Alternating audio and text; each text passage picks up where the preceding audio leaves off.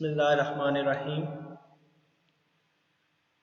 आज का हमारा टॉपिक है what is theory, raw and principle, what is data organisation and data analysis, mathematics as an integral part of scientific process. So first, theory, raw and principle.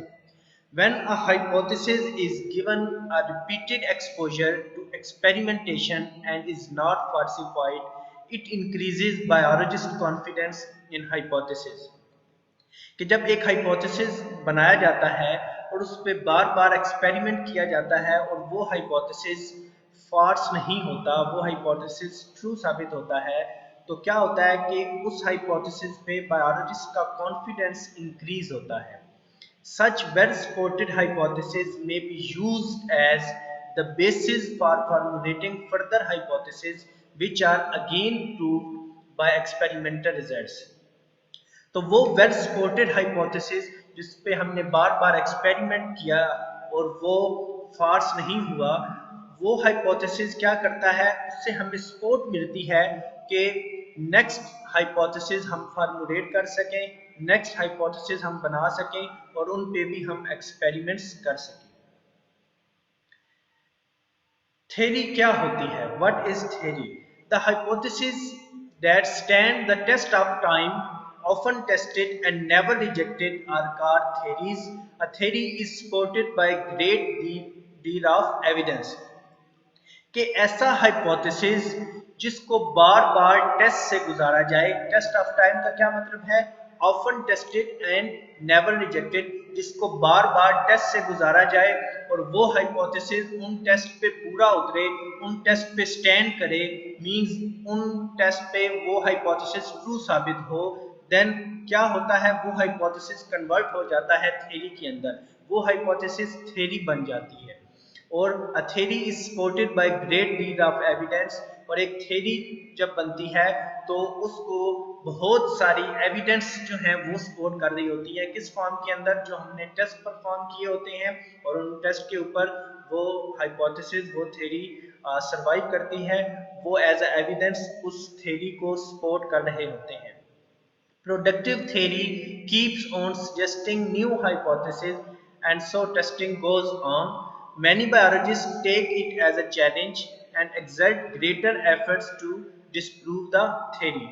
एक जो productive theory होती है वो क्या करती है? वो सजेस्ट करती है कि न्यू हाइपोथेसिस जो है उसको हम बना सकें और उनको टेस्ट कर सकें। जब हाइपोथेसिस से थ्योरी बन जाती है तो डिफरेंट साइंटिस्ट और बायोलॉजिस्ट उस थ्योरी को एज अ चैलेंज लेते हैं और डिफरेंट एक्सपेरिमेंट और टेस्ट परफॉर्म करते हैं ताकि उस थ्योरी को डिसप्रूव किया जा सके, उस थ्योरी को गलत साबित किया जा सके। What is law or principle? If a theory survives such a doubtful approach and continues to be supported by experimental evidence, it becomes a law or principle. Law और principle एक ही चीज है कि अगर कोई थ्योरी सरवाइव करती है किन चीजों से? सच अ डाउटफुल अप्रोच के जिस तरह मैंने आपको बताया कि many biologists take it as a challenge and exert greater efforts to disprove the theory कि जब थ्योरी बन जाती है तो बहुत से साइंटिस्ट और बायोलॉजिस्ट उस थ्योरी को डिसप्रूव करने के लिए, उस थ्योरी को गलत साबित करने के लिए डिफरेंट एक्सपेरिमेंट्स करते हैं, डिफरेंट टेस्ट करते हैं। तो जब वो थ्योरी उन डिफरेंट एक्सपेरिमेंट्स और टेस्ट पे भी स्टैंड कर जाए, जो भी एक्सपेरिमेंट्स उस थ्योरी को गलत साबित करने के लिए परफॉर्म किए जाए, वो थ्योरी उनमें सरवाइव करे, देन वो थ्योरी किसके अंदर कन्वर्ट हो जाती है? लॉ के अंदर या प्रिंसिपल के अंदर कन्वर्ट हो जाती है। A scientific law is a uniform और constant fact of a nature, it is an irrefutable theory.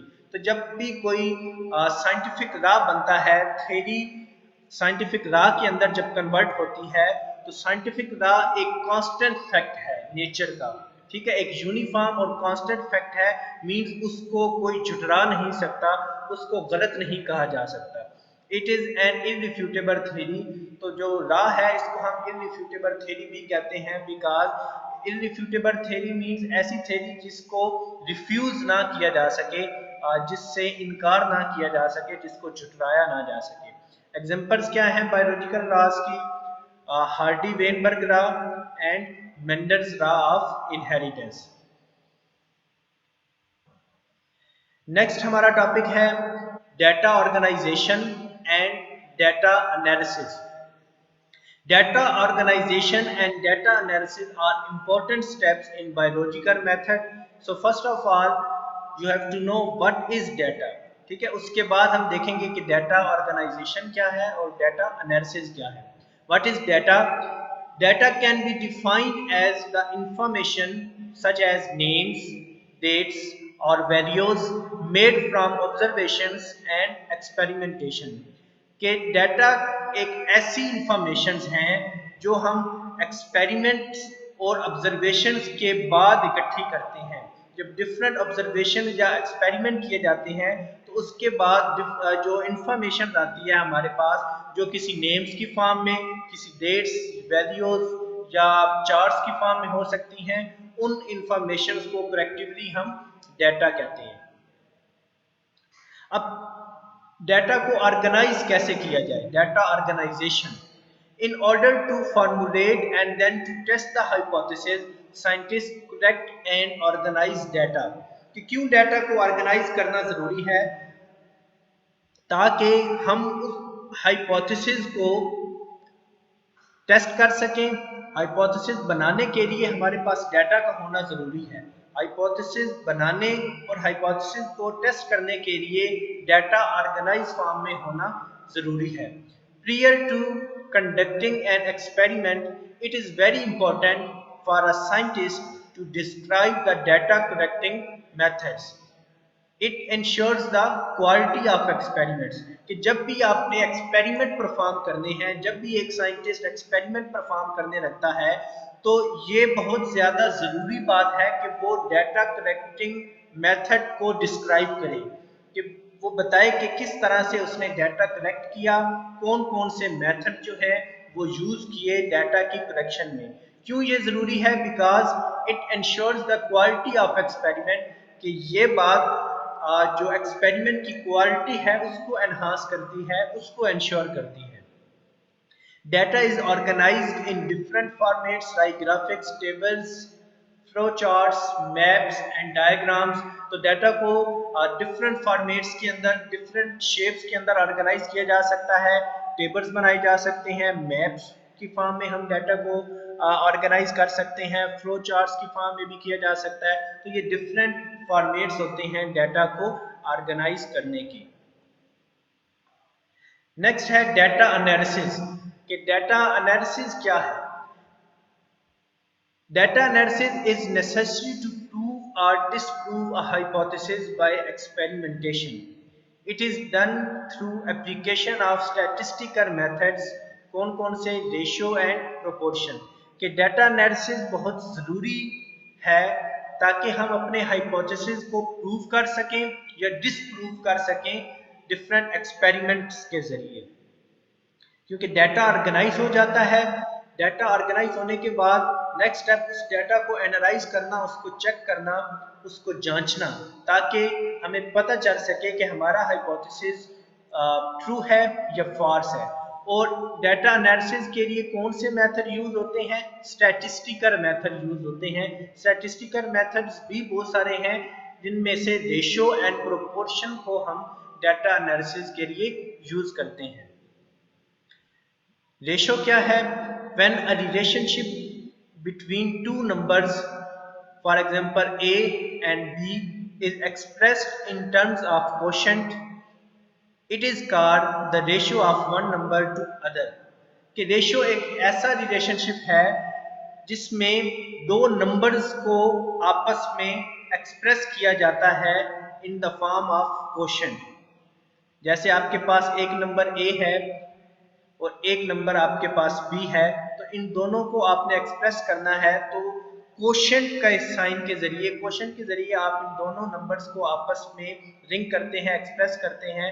तो ये दोनों नंबर्स एक क्या कहलाते हैं? रेशियो कहलाते हैं। रेशियो में be expressed by putting a division or column mark between the two numbers। तो रेशो को एक्सप्रेस करने का एक तरीका ये भी है कि दो नंबर्स के दरमियान, जैसे ए या बी, इन दोनों के दरमियान हम डिवीजन का साइन लगा देते हैं या हम कॉलन का साइन लगा देते हैं जब भी हमने रेशो को एक्सप्रेस करना होता है। तो ये भी एक तरीका है। जैसे एग्जांपल आपको दी गई है, for example the ratio between 50 malarial patient and 150 normal person, कि अगर आपने 50 मलेरियल पेशेंट और 150 नॉर्मल पर्सन की रेशो लेनी है तो इसको आप 1:3 की फॉर्म में भी एक्सप्रेस कर सकते हैं, लिख सकते हैं। नेक्स्ट है proportion. Proportion means to join two equal ratios by the sign of equality. Proportion का क्या मतलब है कि दो इक्वल रेशियोज को ज्वाइन करना, इकट्ठा करना by the sign of equality. For example आपके पास दो रेशियोज हैं, एक रेशियो है ए रेशियो बी और दूसरी रेशियो है सी रेशियो डी। तो इन दोनों रेशियोज को आपस में ज्वाइन करना by a sign of equality, ये क्या कहलाता है? प्रोपोर्शन कहलाता है। This proportion may also be expressed as, अच्छा, प्रोपोर्शन को एक्सप्रेस करने का एक और तरीका भी है। एक तो ये है कि आप दो रेशियोज के दरमियान इक्वालिटी का साइन ऐड करें, या आप दो रेशियोज के दरमियान ये प्रोपोर्शन का साइन ऐड करें। ये साइन क्या है? प्रोपोर्शन का है। तो जब भी आपने प्रोपोर्शन को एक्सप्रेस करना है तो आप दो रेशियोज को आपस में इक्वालिटी के साइन से एक्सप्रेस करते हैं या प्रोपोर्शन का साइन ऐड करते हैं। When three values in a proportion are known, the fourth one can be calculated। अब आपने ये देखा कि प्रोपोर्शन के अंदर चार नंबर होते हैं, चार वैल्यूज होती हैं, जैसे ए, बी और सी और डी। तो प्रोपोर्शन के अंदर अगर आपको कोई सी भी तीन वैल्यूज नोन है, कोई भी तीन वैल्यू आपको मालूम है और आप चौथी वैल्यू मालूम करना चाहते हैं तो प्रोपोर्शन के जरिए आप वो चौथी वैल्यू कैलकुलेट कर सकते हैं, फोर्थ नंबर कैलकुलेट कर सकते हैं। कैसे? जैसे एक एग्जांपल आपको दी गई है यहाँ पे, for example a biologist can calculate how many birds will get malaria when he allows infected mosquito to bite 100 healthy sparrows. कि जब एक बायोलॉजिस्ट एक इन्फेक्टेड मॉस्किटो को बाइट करवाता है 100 हेल्दी स्पैरोज पे, तो उन 100 हेल्दी स्पैरोज में से कितनी स्पैरोज को मलेरिया होगा, ये हम प्रोपोर्शन के जरिए फाइंड आउट कर सकते हैं। Previous experiment, in the previous experiment, he noted when he allowed mosquitoes to bite 20 sparrows, 14 out of them got malaria. Now he uses the proportion rule.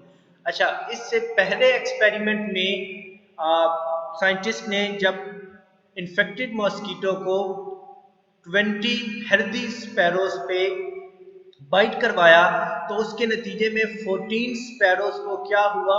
Malaria हुआ। अब उसने क्या फाइंड आउट करना है कि 100 हेल्दी स्पैरोज पे infected mosquito को bite करवाया तो उस 100 हेल्दी स्पैरोज में से कितनी स्पैरोज को मलेरिया होता है। तो प्रोपोर्शन को यूज करते हुए हम ये फाइंड आउट करेंगे। फर्स्ट रेशियो क्या बनेगी? फर्स्ट रेशियो है 14:20। 14:20 का क्या मतलब है? 14 आउट ऑफ 20 के 20 में से 14 स्पैरोज को मलेरिया हुआ फर्स्ट एक्सपेरिमेंट में। सेकंड रेशियो क्या है? x:100। x हमने फाइंड आउट वैल्यू करनी है।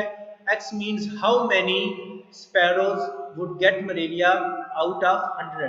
तो ये हमने फाइंड आउट करनी है। इन दोनों रेशियोज को हम इक्वालिटी के साइन से लिंक करेंगे जिसको हम प्रोपोर्शन कहते हैं। 14:20 प्रोपोर्शन x:100। तो ये सिंपल स्टैटिस्टिक्स या मैथमेटिक्स के असूल को अप्लाई करते हुए हम इसको सॉल्व आउट करेंगे। तो x की वैल्यू क्या आएगी? 70। x की वैल्यू 70 क्या इंडिकेट करती है? It indicates 70 out of 100 sparrows would get malaria, के जो 100 हेल्दी स्पैरोज पे इन्फेक्टेड मॉस्किटो को बाइट करवाया था, उन 100 हेल्दी स्पैरोज में से 70 स्पैरोज को क्या हुआ, मलेरिया हुआ। तो इस तरह हम प्रोपोर्शन को यूज करते हुए या रेशो को यूज करते हुए हम अपने रिजल्ट्स को क्या कर सकते हैं, कंक्लूड कर सकते हैं। Statistics are thus a means of summarising data through the calculation of a mean value, कि हम मीन वैल्यू को कैलकुलेट करके अपने डाटा को समराइज कर सकते हैं स्टैटिस्टिक्स को अप्लाई करते हुए। This step is very important as it transforms raw data into information which can be used to summarize and report results। तो ये डाटा एनालिसिस स्टेप जो है ये बहुत इंपॉर्टेंट है, किस लिहाज से कि ये ट्रांसफॉर्म कर देता है, ये चेंज कर देता है एक रॉ डाटा को एक इंफॉर्मेशंस के अंदर, और उन इंफॉर्मेशन से हम अपने रिजल्ट्स क्या करते हैं, रिपोर्ट करते हैं, बनाते हैं। लास्ट टॉपिक है mathematics as an integral part of scientific process, कि मैथमेटिक्स एक बुनियादी एक इंटीग्रल पार्ट है साइंटिफिक प्रोसेस का। Biological method also involves the use of applied mathematics to solve a biological problem, कि बायोलॉजिकल मेथड के अंदर अप्लाइड मैथमेटिक्स को भी यूज किया जाता है डिफरेंट बायोलॉजिकल प्रॉब्लम्स को सॉल्व करने के लिए। जैसे आपके पास एग्जांपल दी गई है, major biological problems in which knowledge of mathematics is used, कि वो कौन सी मेजर बायोलॉजिकल प्रॉब्लम है जिनमें मैथमेटिक्स के नॉलेज को हम यूज करते हैं और वो बायोलॉजिकल प्रॉब्लम सॉल्व करते हैं। वो आपको दी गई है जीन फाइंडिंग, कि जब आपने जीन फाइंड आउट करना हो किसी भी डीएनए के अंदर, प्रोटीन स्ट्रक्चर, प्रोटीन के स्ट्रक्चर को आपने देखना हो, एंड प्रोटीन प्रोटीन इंटरेक्शंस, और प्रोटीन का दूसरी प्रोटीन्स के साथ क्या इंटरेक्शंस है। ये वो बायोलॉजिकल प्रॉब्लम्स हैं जिनको सॉल्व करने के लिए हम मैथमेटिक्स के नॉलेज को यूज करते हैं, इसलिए mathematics is an integral part of scientific process. Last पे एक डेफिनेशन दी गई है बायोइन्फॉर्मेटिक्स की।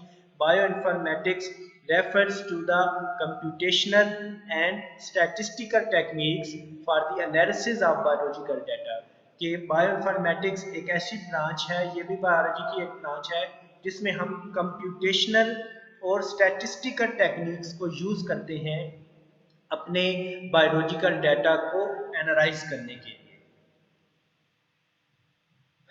तो ये था लास्ट टॉपिक सेकंड चैप्टर का, सॉल्विंग अ बायोलॉजिकल प्रॉब्लम, जिसमें हमने देखा कि थ्योरी क्या होती है, लॉ ऑफ प्रिंसिपल क्या होता है, और डाटा एनालिसिस और डाटा ऑर्गेनाइजेशन के बारे में हमने देखा। Thank you.